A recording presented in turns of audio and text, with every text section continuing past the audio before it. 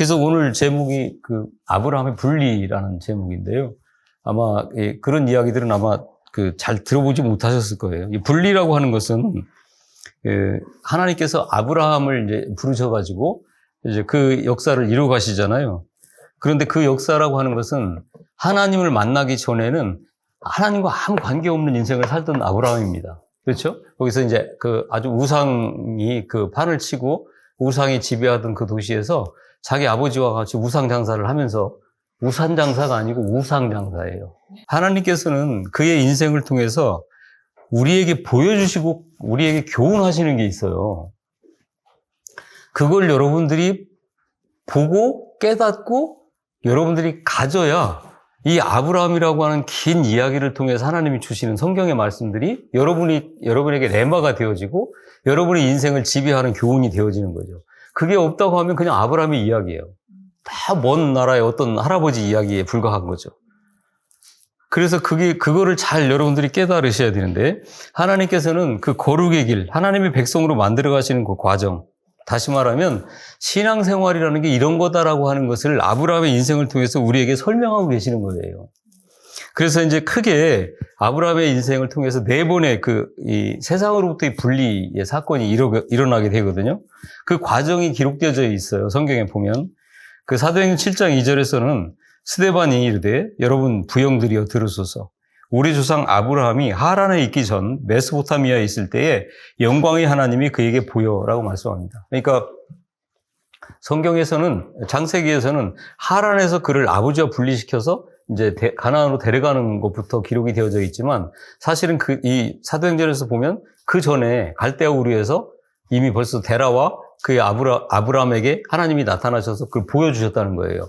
여기서 그 보여라고 하는 단어는 호라우라고 하는 단어인데 그 하나님의 영이 현현해서, 그러니까 구약 성경에 예수님이 그 구약의 성경에 기록되어져 있는 인물들에게 자주 나타나세요.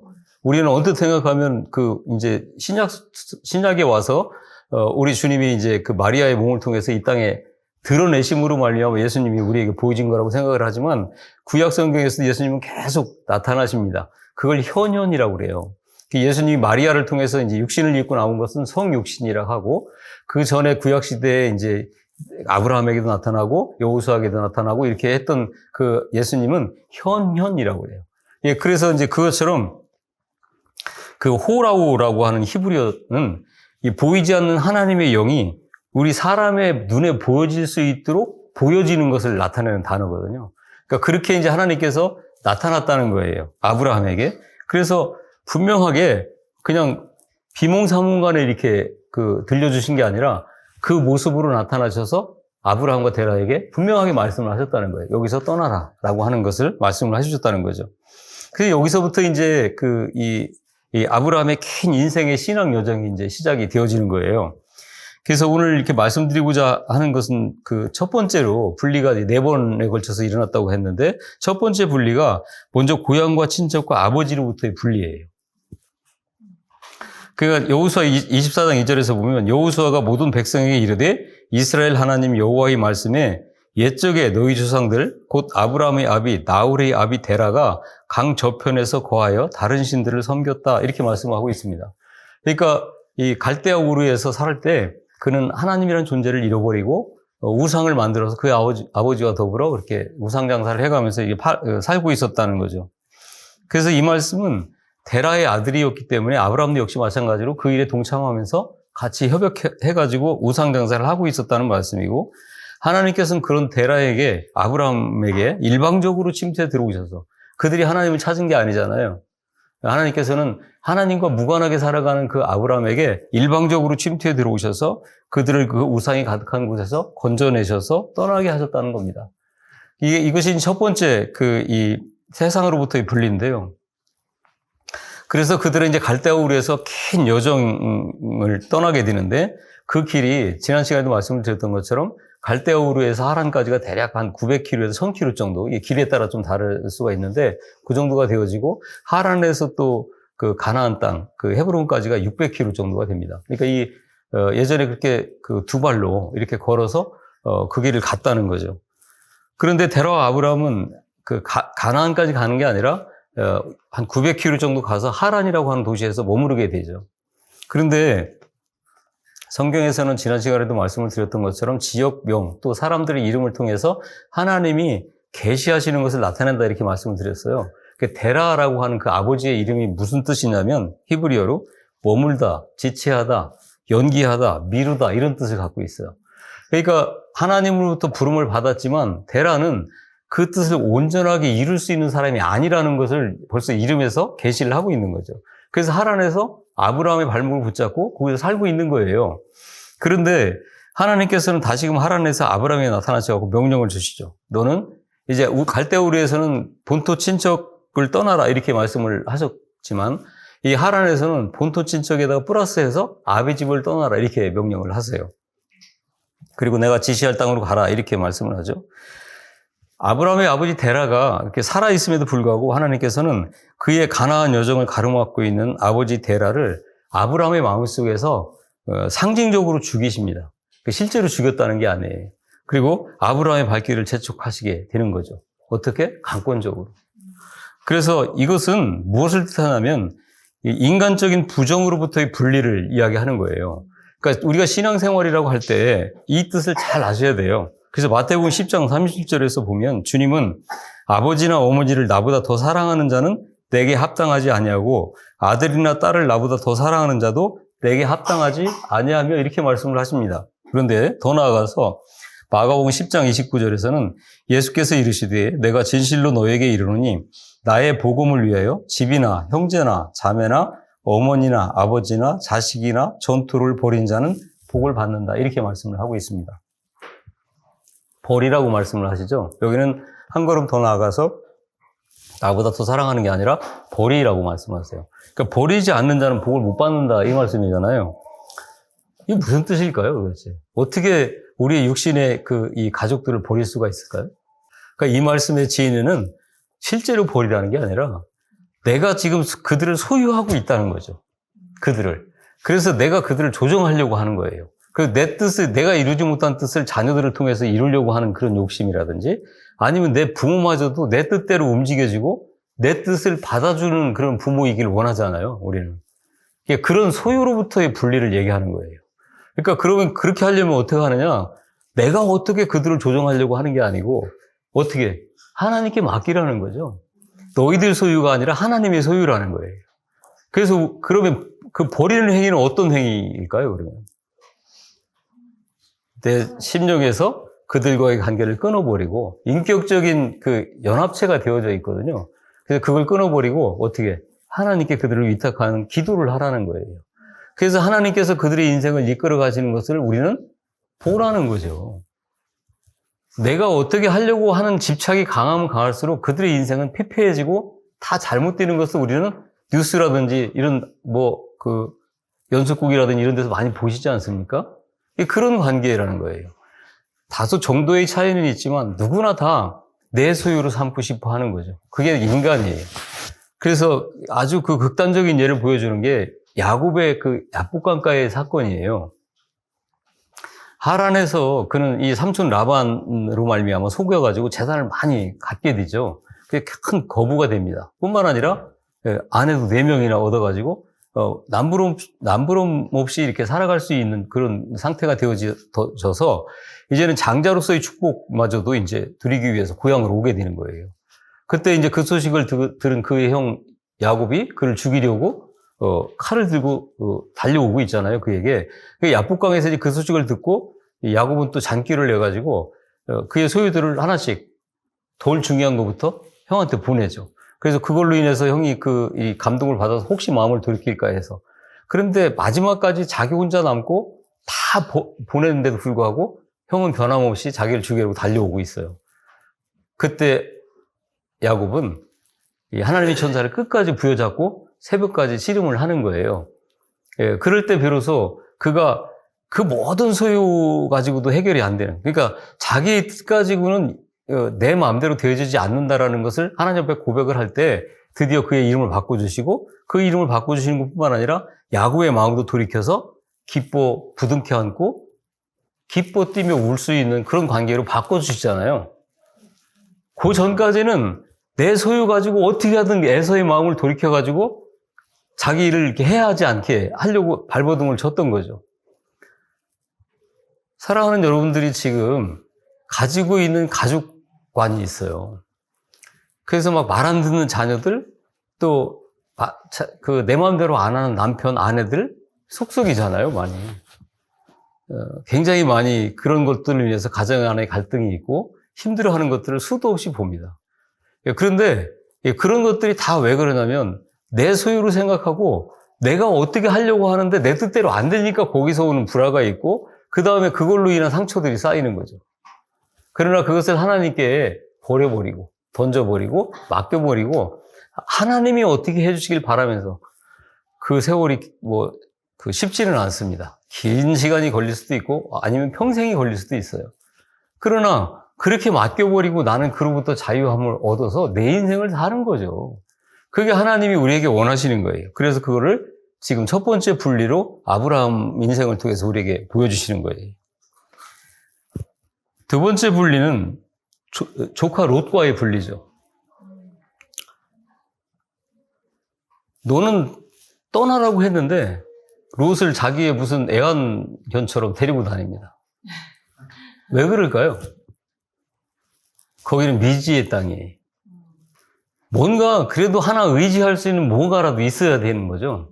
그게 아브라함이 잘못된 게 아니라 인간이 가지고 있는 속성은 다 그렇습니다. 그래서 이 조카 롯을 데리고 가는 거예요. 외신에서도 지금 보도가 됐다고 그러는데 우리나라가 반려동물 천국이래요. 그래서 자기는 10,000원짜리 패딩을 입어도 그것들한테는 5만 원, 10만 원짜리 패딩 이렇게 외신에 나온 뉴스예요. 그거를 욕하는 건 아닙니다. 왜 그렇겠습니까? 그들이 지금 공허한 이 허무한 마음을 채워줄 수 있는 것들의 대상으로 그것들을 삼는 거죠. 그래서 그것들을 데리고 사는 거예요. 그런데 중요한 원리가 있어요. 그것들은 주인의 마음과 생각을 배신할까요, 안 할까요? 안 합니다. 절대로 그들이 원하는 대로 해줘요. 손하면 손하고.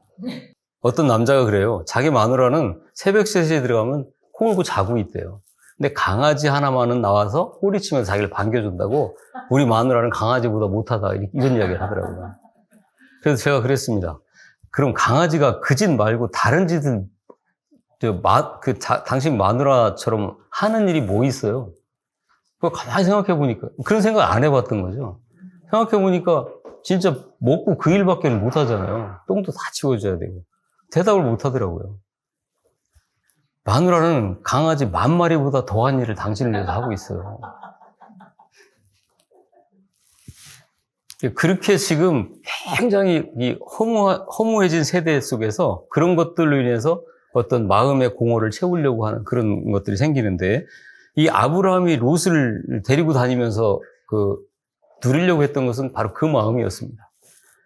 귀찮기도 하지만 뭔가 의지할 수 있는 그런 대상으로 롯을 데리고 간 거죠. 근데 롯은 욕심이 굉장히 많은 사람이죠. 그래가지고 애굽에서 이제 자기 마누라를 팔아서 많은 재물을 취득하게 돼요. 그래갖고 이제 그걸 가지고 이제 다시 가나안 땅으로 오게 되는데 오다 보니까 자기 소유물들이 너무 많아가지고 동물들이 많아서 이 먹을 양식이 부족한 거예요. 제가 그 사진은 미처 준비를 못했는데 이들이 그때 양들하고 동물들을 키우던 그 땅은 우리가 생각하는 그런 땅이 아니에요. 그냥 사막이거든요. 그리고 산들이 이렇게 있는데 풀이라고 하는 게 우리나라로 말하면 잔디 정도 있잖아요. 그 정도 자라요. 그래갖고 이 산에 보면 산이라고 해야 낮은 산인데 거기에 보면 이렇게 길이 이렇게 나 있어요. 이렇게 먼 데서 보면 다 표시가 나요. 그게 뭐냐면 양들이 이렇게 따라가는 길이에요. 그러면 이제 한 번 어떤 동네 사람이 목동이 이제 자기 양을 가지고 거기를 이렇게 쭉 지나가잖아요.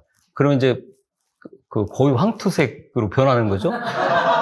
네, 그러다가 이제 조금 이제 시간이 지나서 그러면 다시 이제 약간 푸릇푸릇해져요. 그럼 다른 목동들이 또 거기를 또 지나가는 거예요. 그런 땅이에요. 그런 데서 이제 소유가 많아지다 보니까 서로 이제 분쟁이 생기고 욕심을 서로 이렇게 드러내게 되니까 힘든 거죠, 동거가. 그래서 이제 아브라함이 제시를 하는 거예요. 네가 좌하면 나는 우할 테니까 그래서 떠나자, 나누자라고 이야기를 하는 거예요. 창세기 13장 9절에서 보면 내 앞에 온 땅이 있지 아니하냐? 나를 떠나라. 내가 좌하면 나는 우하고 내가 우하면 나는 좌하리라. 이 말을 들은 롯은 이제 자기 욕심 따라서 어디가 좋은가 이렇게 찾아보는 거죠. 보니까 이 요단 동편을 택해요. 거기가 이제 애굽 땅 같기도 하고 뭐 이제 이렇게 이야기를 하잖아요. 그래서 이제 거기로 거처를 옮기게 되는데 거기가 바로 소돔과 고모라죠. 이 아브라함과 롯과의 분리는 뭘 얘기하냐면 세상 욕심과의 분리를 이야기합니다. 그러니까 그리스도인들이 하나님으로부터 부름을 받게 되면 어떤 마음을 가져야 되는 거예요, 그러면? 이 이야기를 통해서 세상 욕심과 분리되어져야 된다는 것을 이야기하는 거죠. 야고보서 1장 15절에서 보면 주님은 말씀하세요. 욕심이 잉태한 즉 죄를 낳고 죄가 장성한 즉 사망을 낳는다 이렇게 말씀을 하죠. 누가복음 14장 33절에서도 이와 같이 너희 중에 누구든지 자기의 모든 소유를 버리지 아니하면 능히 내 제자가 되지 못한다 이렇게 말씀을 하고 있습니다. 아브라함은 가나안 땅에 거하고 롯은 이제 소돔과 고모라로 가서 이제 거기서 살게 되는데 이후에 소돔과 고모라는 우리가 알다시피 이제 불과 유황불로 인해서 멸망을 당하게 됩니다. 하지만 아브라함은 하나님부터 복을 받아요. 네가 어떻게 하든 어디로 가든지 내가 너와 함께하면서 너에게 복을 주겠다 이렇게 말씀을 하시죠. 갈라디아서 5장 24절에서 그리스도 예수의 사람들은 육체와 함께 그 정과 욕심을 십자가에 못 박았느니라 이렇게 말씀을 합니다. 그럼 이런 말씀을 들을 때 여러분들은 또 굉장히 또 마음에 좀 심적인 부담이 있어요. 그나마 가지고 받은 거리는 요것마저도 다 버리라는 이야기인가 이런 생각들을 갖게 되죠. 여러분 한번 잘 생각해 보십시오. 이게 과연 그런 이야기일까요? 여러분들이 가지고 있는 그나마 그 작은 재산 다 버리고 주님을 따르라는 이야기예요? 예, 그런 이야기가 아니죠. 주님은 이 세상을 창조하신 분이에요. 그래서 여러분들이 가지고 있는 그 발버둥거리는 그 돈, 그거 재산, 이거 버리라는 이야기가 아니라 여러분의 심령 가운데 하나님이 역사하시는 그 기대치, 그 소망보다 더 크게 여러분의 자리에 자리 잡고 있는 세상을 향한 욕심을 버리라는 이야기죠. 이거는 여러분들이 지금까지 어떤 상황 속에서 살아왔는지는 제가 정확히는 잘 모르지만 여러분들이 정말 하나님의 관점에서 그 사건들을 바라봤다 하면 그 사건 속에서도 하나님이 가르쳐 주신 것들이 있을 거예요. 저는 정말 많은 경험을 했거든요. 아무리 발버둥 쳐도 안 되는 것들을 세월이 흐르고 나의 인내가 한계치에 다다르면 그때 하나님께서 이루어 가시는 그 역사들을 많이 경험을 했다는 거죠. 그거를 말씀하고 있는 거예요. 그래서 그런 것들로 여러분이 집착하고 여러분의 신앙생활을 붙잡히게 하지 말고 자유하라는 거예요. 여러분들이 그거를 안 붙잡고 있어도 누가 뺏어가지 않아요. 예, 도망가지 않습니다. 오히려 여러분들이 그걸 가지려고 발버둥을 치면 칠수록 세상에서도 그런 이야기 하죠. 돈은 쫓아가는 게 아니고 잡으려고 하는 게 아니다. 돈이 쫓아온다는 거죠. 이런 논리들이 세상에서조차도 있는데 이 그리스도인들이 그걸 모른다고 하면 말이 안 되잖아요. 세 번째 분리는 이스마엘과의 분리예요. 이스마엘과 분리. 아브라함은 하란에서 75세에 떠나면서 하나님께서는 그 언약을 맺으시게 되죠. 그리고 난 후에 주신다는 후손은 10년이 넘도록 나타나시지도 않고 응답도 없고 보여지는 것도 없습니다. 아브라함은 어떨까요, 여러분? 10개월이 아니라 10년이에요. 마리아에게 하나님께서 성령으로 너는 잉태해서 아들을 낳을 거야 라고 말씀을 하시고 나서 나타나지 않으세요. 얼마나 답답했겠습니까? 처녀의 몸으로. 배는 점점 불러오는데 이게 정말 내가 성령으로 잉태되어진가. 그 전에 성령으로 말미암은 경험이 전무한 상태예요. 그냥 여러분들이 단순하게 그냥 성경 읽고 성령으로 잉태했네 이렇게 하고 말 얘기가 아닙니다. 제가 또 한번 그 인물에 대해서 이야기할 때 마리아에 대해서도 이야기하겠지만 정말 대단한 믿음의 소유자였던 거죠. 아브라함이 10년이라는 세월 동안 하나님은 아무 믿음도 안 하세요. 그때 아브라함은 여전히 75세의 정력을 가지고 건강한 사람이 아니죠. 이제 점점 더 몸은 쇠퇴해져 가고 그 모든 기능들은 쇠해져 갈 그 나이예요. 그때 이제 그 아내 사레가 그 안타까운 마음에 어떻게 그 하가를 통해서라도 후손을 이어가세요라고 이야기하죠. 아브라함은 그 제안을 받아들입니다. 이게 여러분 욕할 이야기가 아니에요. 저와 여러분만 얘기하면 또 너는 뭐 잘났나 하겠지만, 저와 여러분들은 5년도 못 갔을 것 같아요. 몸은 점점 늙어가고, 아무 증거도 없고, 그렇잖아요. 75세 때 하나님 떠날 때 한 번 말씀을 해주신 것 뿐인데. 그리고 와가지고 지금 가나안 땅에서 뭐 하는데 너무 힘든 거죠. 그런 과정 속에서 여전히 아무런 징표도 없을 때 아브라함은 그 제안을 받아들여서 낳은 아들이 이스마엘인 거예요. 창세기 16장 16절에서 하갈이 아브라함에게 이스마엘을 낳을 때가 아브라함이 86세였다. 이렇게 기록을 하고 있어요. 그러니까 75세에 하란에서 부름을 받아 떠났고 10년이 넘은 세월 동안 아무 증거가 없었다는 이야기죠. 그렇게 낳은 아들을 하나님께서는 내쫓으라 이렇게 말씀을 하세요. 이삭이 3살이고 이스마엘이 17살 때였어요. 계집종과 그 아들을 내쫓으라 이렇게 말씀하세요. 이 이스마엘과의 분리는 뭐를 이야기하냐면 인간적인 생각들과의 분리를 이야기합니다. 그러니까 다시 말하면 세상에서 여러분 예수를 모르고 똑같이 살아가고 있어요. 그때 하나님부터 여러분과 저는 부름을 받았다는 거죠. 그 부름 받아서 그냥 교회만 자동으로 왔다 갔다만 하면 되는 게 아니라는 거를 지금 이 아브라함의 이야기를 통해서 우리에게 말씀해 주시는 거예요. 지금 세 번째 우리의 생각, 인간적인 생각을 버리라고 말씀하시는 거죠.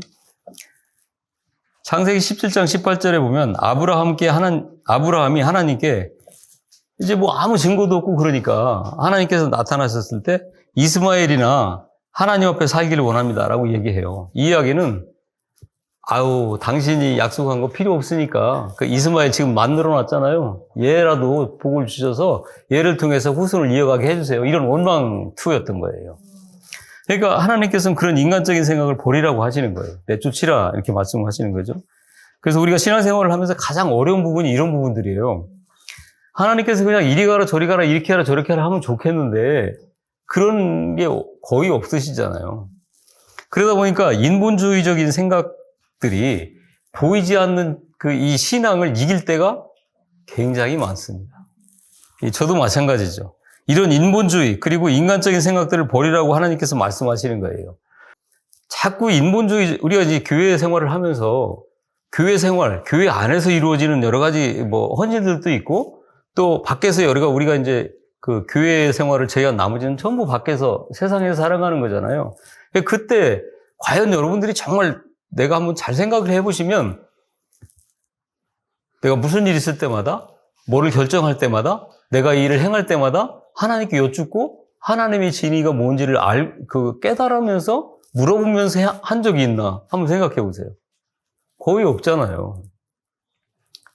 그렇게 하면서 행하는 인본주의 생각들을 가지고 하는 것보다 차라리 하나님께 집중하면서 하나님이 나에게 무엇을 원하시는가를 바라보면서 있게 될 때 하나님께서는 그러한 자들을 가만히 놔두지 않으시잖아요. 말씀드렸잖아요. 아브라함도 10년 동안 아무 증거도 없고 마리아도 잉태한 다음에 애를 낳은 이후까지도 하나님은 미동도 안 하십니다. 그런 세월들이 우리에게 주어지는 거예요. 신앙생활이. 그 안에서 그럼 그 아브라함이 하갈을 취해가지고 이스마엘도 낳고 그 전에는 또 자기 종이 있었어요. 신실한 종 엘리에셀이나 좀 내 아들로 삼고 싶어요. 또 하나님께 이렇게 이야기하거든요. 이런 일들을 우리는 수도 없이 하게 된단 말이에요. 그래가면서 그 일이 잘못되어질 때 교회 와서 또 울면서 하나님 나한테 왜 이러세요? 나를 잊으셨나요? 이렇게 하잖아요. 그런 일들이에요. 그래서 차라리 그런 일들을 이야기하는 거예요. 차라리 그럴 바에야 하나님의 말씀에 집중하면서 하나님이 나에게 무엇을 원하는지를 깨달아 알 때까지 움직이지 말고 가만히 있어서 그가 이루는 구원을 보라 이 이야기였었거든요. 그러니까 오해하시면 안 돼요. 가만히 그냥 있으라는 얘기가 아니죠. 아무 일도 하지 말라는 얘기 아니에요. 11조를 하지 말아라 라고 하는 그런 말씀들을 하게 될 때 그럼 안 해도 되겠네? 안 하죠. 그럼 그 전까지 11조를 드렸던 11조의 행위들은 뭐였다는 거예요? 자의였어요? 타의였어요? 예. 자기 마음은 이 돈 아깝고 하기 싫은데도 불구하고 하라는 명령에 의해서 율법에 의해서 했다는 것밖에는 반증이 안 되는 거죠. 11조를 하지 말아라고 했을 때는 그 11조보다 더한 나의 모든 것들이 주님 거라는 고백이 있어야 된다는 전제하에서 말씀을 드리는 거잖아요. 그러니까 이게 말씀이 참 쉽지도 않고 어렵습니다. 그러니까 그 전하는 자도 그렇지만 그걸 받아들이는 자는 또 그걸 곡해해서 여러 자기가 가지고 있는 이 말씀을 받는 관을 통해서 그걸 해석하고 받아들이기 때문에 여러 가지 해석들을 유추해서 자기가 갖게 되는 거죠. 그럼 완전히 또 다른 뜻이 되어지는 그런 일들이 벌어지기도 하죠. 아브라함은 이런 부분들이 계속 있었던 거예요. 그러면 여러분들이 잘 생각해 보시면 인본주의적인 그런 생각들, 보이지 않는 신앙을 이 인본주의적인 생각들이 보이지 않는 신앙을 이기는 경우가 우리가 허다하게 많은데 이 하나님께서는 그런 생각들을 버리라고 말씀을 하시는 거죠. 하나님이 원하시는 그 일들 앞에 여러분들이 서기만 하면 하나님이 원하시는 그 자리가 아니라 여러분들이 본인 인본적인 생각 가지고 좌로 가고 오르고 가고 앞으로 가고 뒤로 자빠지고 하는 게 문제지, 하나님의 말씀 앞에 여러분이 서서 무슨 일을 하든지 하나님께서는 그를 통해서 이루시고자 하는, 이 아브라함을 통해서 이루시고자 하는 그 일을 끝내 이뤄가시는 하나님은 여러분의 인생을 통해서 그렇게 이뤄가시는 거죠. 네 번째 분리는 이삭과의 분리예요. 이게 이제 마지막 분리인데, 여러분들이 지금까지 세 번째까지의 분리를 통해서 아브라함이 신앙이 성장했을까요? 안 했을까요? 굉장히 많은 성장을 이뤘죠. 이삭을 모리아산에 가서 번제로 드리라고 할 때는 75세에 하란에서 부름을 받은 이후에, 이때 이제 신학자들이 이야기할 때는 이삭의 나이가 20세부터 대략 35세 사이라고 그래요. 모리아산에 갈 때가. 그러면은 적게 잡아서 20살이라 하더라도 몇 년이에요, 그러면? 하나님으로부터 부름받은 이후에. 75세 때 부름을 받았으니까 45년이잖아요. 100세에 이삭을 낳았잖아. 그러니까 25년에다가 이삭이 20살 되니까 20년을 더하면 45년. 45년 동안 무수한 일들을 경험을 했습니다. 말씀드렸던 것처럼 분리해라 할 때는 분리를 못하고 있으니까 분리를 하라고 하신 거잖아요. 그러니까 그런 일들을 계속 해왔다는 거죠. 몇 년 동안? 45년 동안. 결코 짧은 세월이 아닙니다. 이게 여러분 신앙생활이에요. 쉽게 생각하지 마십시오. 하나님께서는 그 많은 세월 동안 그냥 딱 잡아서 원하는 자리에 옮겨놓고 딱 원하는 거 그의 손에 맡겨줘서 그냥 하게 하시면 좋겠는데 그렇지 않다는 거죠. 이유는 간단합니다. 그렇게 했을 때 그 경험을 통해서 습득되어진 하나님에 대한 지식이 아니라 그냥 지식적으로 알게 되어지는 그 지식은 다른 지식이 들어오게 되면 어떻게 돼요? 금방 떠나가 버리죠. 그게 아니라 그런 수많은 경험을 통해서 하나님 경험되어지는 하나님이 어디에 저장되어지고 그의 인생 자체가 되어지게 하시기 위해 어디에? 10년. 그거는 인생을 통한 경험으로 축적되어지지 않으면 불가능하다는 거죠. 그래서 여러분들은 지금 어려움이 있거나 이러면 여기서 그냥 금방 옮겨주셨으면 좋겠는데 하나님은 그렇게 안 하세요. 언제까지? 그 일을 통해서 하나님이 내가 너에게 어떠한 존재라는 것을 깨달아 알 때까지 그 일을 계속 경험하게 하시는 거죠. 그래서 이삭과의 분리는 이제 마지막에 하나님께서 아브라함을 이제 그의 인생을 이제 마감하게 되어지는 과정 속에서 신앙생활이 뭐다라고 하는 것을 결정적으로 보여주시는 사건인데, 이제 모리아산에 가서 이제 이삭을 번제로 드려라 이렇게 말씀을 하고 있는 거예요. 이삭은 그냥 단순한 자식이 아니에요. 여러분, 왜 자녀가 있으면 왜 그렇게 자기 뜻대로 안 돼가지고 그렇게 부모들이 안달을 치죠? 그의 인생을 통해서 그렇습니까? 명분은 그의 인생을 통해서, 그의 인생을 위해서라고 하잖아요. 그러나 그렇지 않습니다. 전부 자기의 인생을 통해서 그런 거예요.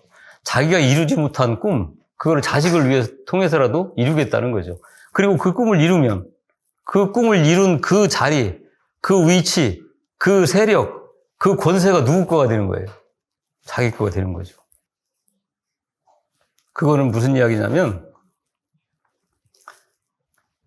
분리되어진 게 아니고 같이 어떻게 됐다는 거예요? 묶여있는 인격 연합체라는 거예요. 그래서 이 이삭은 아브라함에게 굉장히 소중한 존재였는데 강권적인 하나님의 인도하심과 개입하심으로 그의 인생의 역사는 계속 진행되어 왔지만 하나하나 생각해보면 그의 생각을 초월하는 사건의 연속이었어요.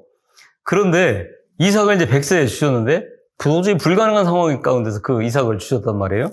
그런데 그를 키워가는 과정에서 어떻게 한 몸이 되어져 버린 거예요. 그래서 갈대아 우르에서 나오게 된 일부터 하란에서 다시 가나안으로 발길을 돌리게 되고 이제 헤브론에 정착해서 살게 되기까지 수많은 아브라함의 인간적인 역사하고 하나님의 역사가 충돌하면서 굉장히 혼란스러운 세월의 연속이었어요. 잘 생각해 보세요. 여러분들이 하나님부터 부름받아 교회에 나왔어요.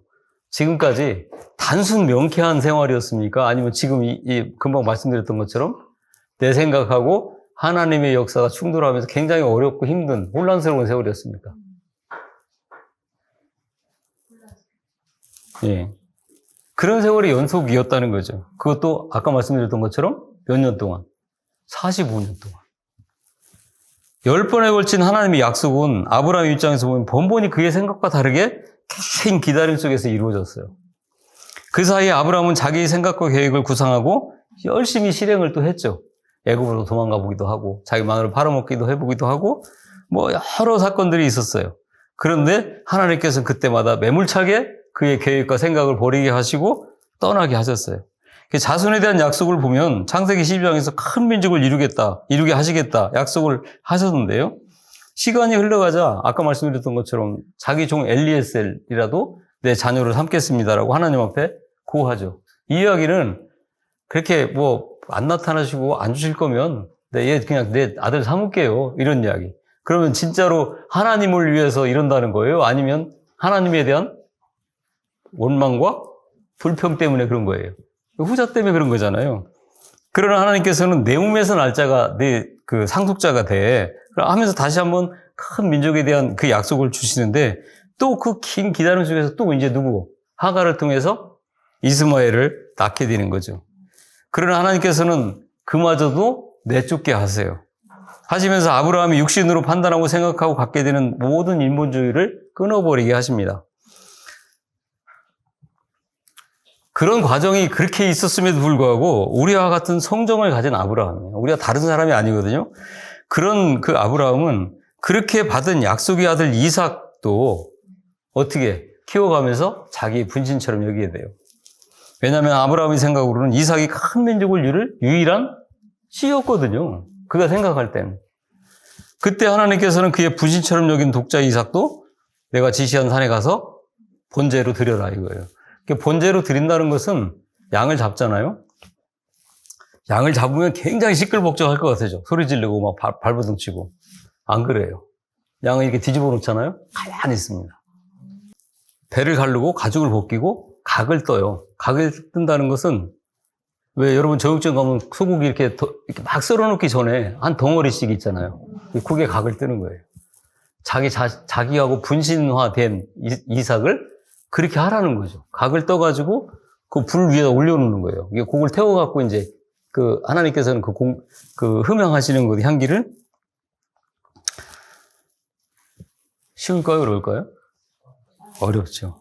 뭐 양을 잡아서 그렇게 하라라고 하면은 그거는 그렇게 할 수 있겠지만 자기 분신화되어 있는 곧 자기인 그 이삭을 그렇게 하라고 하는 것은 쉽지 않은 결정이었습니다. 우리가 단순하게 생각하고 답을 내릴 그런 명령이 아니에요. 이미 분신화가 되어 있기 때문에.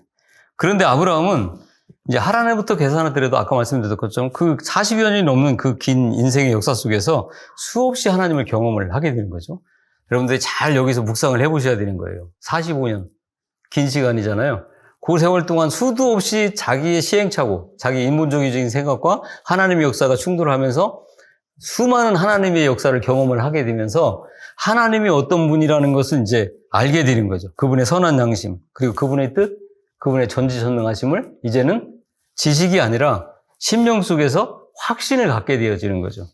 그래서 그 말씀이 그 약속이 이제 레마로 변하게 되는 거예요. 그래서 아브라함은 속으로 이런 결단을 하게 되는 거죠. 아, 하나님의 역사는 우리가 눈으로 보고 손으로 만져지는 그런 실상으로 되는 게 아니라 보이지 않는 실상으로 역사하시는 하나님의 손길에 의해서 만들어지는구나 라고 하는 것을 이제는 알게 되는 거예요. 그래서 기탄 없이 자기의 분신, 곧 자기인 이삭을 그렇게 번제로 드리려고 모리아산으로 가게 되는 거죠. 그래서 이삭이 없으면 이제는 대가 끊길 것 같고 하나님의 역사는 이루어지지 않을 것 같은 생각에서 이제는 이삭이 있고 없고의 문제가 아니라 어떻게 하나님이 하시고자 하면 금방 모래와 같이 하늘의 별과 같이 만드실 수 있는 분이 하나님이구나 라고 하는 그 믿음이 이제 생긴 거예요. 그래서 그 젊은 이삭을 데리고 모리아산으로 향하게 되고 그는 거기서 그를 번제로 드리게 되는 거죠. 그래서 번제단에서 이삭과 한 몸이 되었던 아브라함은 이삭과 함께 죽게 되는 거예요. 여기서 이제 죽음이라고 하는 단어를 여러분 잘 생각하셔야 돼요. 여러분은 죽었다가 살아난 자입니까? 아닙니까? 아직도 살아있는 자는 죽어야 돼요. 이따 예배 끝나고 제가 죽여줄 테니까 남으세요. 거듭남이라는 것은 내가 죽었다가 다시 살아난 새로남을 얘기하는 거예요. 우리는 다 거듭난 자잖아요.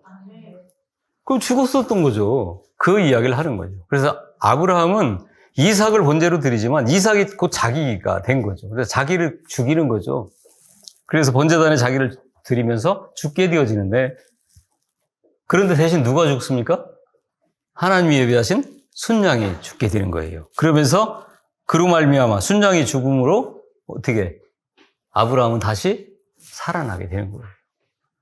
이 아브라함의 이야기는 그 이야기를 하는 거죠. 그래서 마가복음 8장 35절에서 누구든지 제 목숨을 구원하고자 하면 잃을 것이고 누구든지 나와 목숨을 위하여 제 목숨을 잃으면 구원하리라 이렇게 약속을 하고 계시는 거예요. 사랑하는 여러분, 하나님으로부터 부름받은 사람들은 이렇게 우리의 인생을 살아가면서 분리를 경험하게 하시는 거죠. 그래서 끊임없이 여러분의 인생을 통해서 갈등이 있게 되는 거예요. 왜? 이거 나 놓기 싫거든요. 이거 버리면 죽을 것 같거든요. 요거에서 떠나면 나는 인생이 아무것도 아닐 것 같아요. 이런 것들이 내 주변에 산재해 있잖아요. 이런 것들로부터 분리를 하나님은 원하시기 때문에 끊임없는 그 갈등이 우리의 신앙생활 가운데 있게 되는 거죠. 이 분리 거룩이라고 하는 이 코데시라고 하는 히브리 단어가 뜻하는 것은 잘라내다, 분리되다, 구별하다, 성별하다 이런 뜻이에요. 그러니까 만약에 우리가 세상 속에서 부름받지 않았던 그 세상에서 여전히 내가 살고 있다고 한다면 아직 이 분리를 경험하지 못한 거고 거룩이라는 그 길로 내가 들어서지 못한 거고 내가 죽지 못했다는 반증이기도 합니다. 그래서 하나님으로부터 부름받은 자들은 이렇게 세상에서 나눠지고 분리되고 잘라냄을 당한 자들이 되어져 가는 거예요. 그래서 이 말씀을 통해서 깨닫게 되는 것은 먼저 빛과 어둠이 서로 공존할 수 없다는 겁니다. 이게 쉽지 않은 이야기예요. 왜? 우리가 세상은 전부 지금 우리가 이 말씀을 떠난 이 교회를 떠난 세상은 전부 우리가 살아가는 세상이거든요, 그게. 근데 거기는 말씀이 없는 곳은 곧 빛이 없는 곳이기 때문에 어둠이란 말이에요. 거기서 우리 육신이 살아가고 있거든요. 그러니까 그 안에서 그런 분리와 그 성별을 경험하면서 그 성별된 자, 구별된 자로 우리가 살아가라고 주님 말씀하시는 건데 이게 쉽겠습니까? 근데 수많은 경험을 통해서 그런 일들을 계속 어떻게 하라는 거예요. 또 한 가지는 거룩과 속된 것을 나누는 거죠. 베드로전서 1장 15절 16절을 보면 오직 너희를 부르신 거룩한 이처럼 너희도 모든 행실에 거룩한 자가 되라. 기록되었으되 내가 거룩하니 너희도 거룩할지어다 하셨느니라 말씀합니다. 이 말씀은 굉장히 오해가 많이 있어요. 여기서 이 말씀을 통해서 여러분들이 듣고 생각되어지는 게 뭘 얘기하는 거예요? 여기서 거룩이라는 게. 전부 다 윤리적이고 도덕적인 해석만 해요. 그래서 뭐가 좀 경건한 그런 모습, 또 세상에 나가서 그리스도인답게 살아가는 이런 모습들만 상상을 하게 되어지죠. 하나님은 그런 이야기를 하는 게 아니에요. 도덕적인 이야기라고 하고 윤리적인 이야기라고 한다면 살인자, 도둑질한 자, 이런 자들은 구원받지 못해야 되는 거죠. 하나님의 거룩은 그런 거룩을 얘기하는 게 아니에요. 그래서 하나님께서는 말씀에 근거한 그런 인생을 살아가는 자들을 원하시고 그러한 자들을 하나님께서는 벗으로 사용하시면서 큰 복을 내려주신다. 야고보서 2장 23절에서 아브라함 이야기예요. 이에 성경에 이른바 아브라함이 하나님을 믿으니 이것을 의로 여기셨다는 말씀이 이루어졌고 이게 어디 사건이에요? 모리아산 사건을 얘기하는 거예요. 드디어 이제 아브라함이 어떻게 자기를 버려도 하나님은 아무 상관없이 이루시고자 하는 그 계획과 경륜을 이루고 하시는 분이다라고 하는 것을 고백했던 그 사건을 이야기하는 거죠. 그때 하나님께서는 그를 뭐라고? 벗이라고 칭했다는 거예요.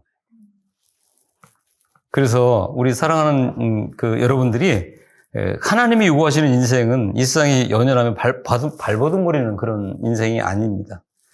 주어진 자리에서 감사하시고 또 그 자리에서 묵묵히 최선을 다하면서 하나님의 역사를 소망하고 기다리는 삶인 거예요. 우리가 기대하는 것을 이루어주셔도 안 이루어주셔도 다 하나님의 자비와 사랑입니다. 그리고 하나님의 영광이에요. 소유에 연연하지 않는 그런 넉넉한 마음, 그 마음이 나그네의 마음. 그렇게 살다가 아버지의 품으로 돌아가는 게 나그네로서의 우리의 삶인 겁니다. 그런 삶이 이제는 여러분들에게 있기를 예수 그리스도의 이름으로 축원합니다.